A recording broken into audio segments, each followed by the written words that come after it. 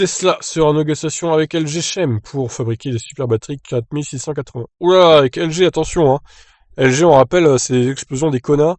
LG qui doit donc payer 70% du changement des batteries des Kona électriques. Donc c'est peut-être pas une très bonne idée, à voir.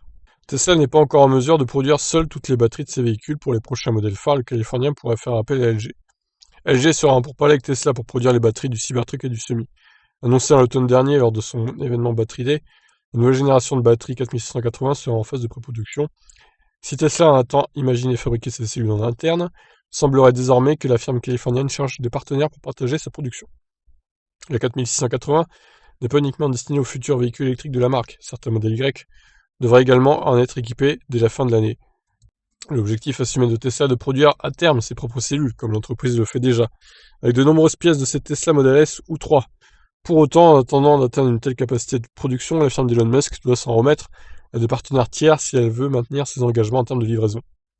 Tesla commande déjà une partie de ses batteries auprès de Panasonic. Celles qui pourraient être fabriquées par LG le seront dans une nouvelle usine américaine et sera en priorité destinée au marché européen, plus précisément à la Giga Berlin, là où devrait être assemblé le modèle Y sur le vieux continent.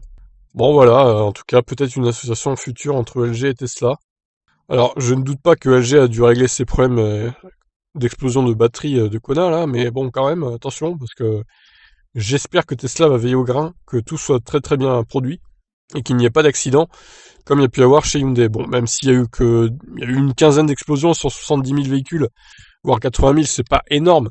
Mais bon, quand même, c'est pas à prendre à la légère, parce que il y a des cas quand même, ça a détruit une maison, quoi. Donc attention, ça peut être très dangereux. Voilà pour ça, je vous laisse réagir, qu'est-ce que vous en pensez? Ciao.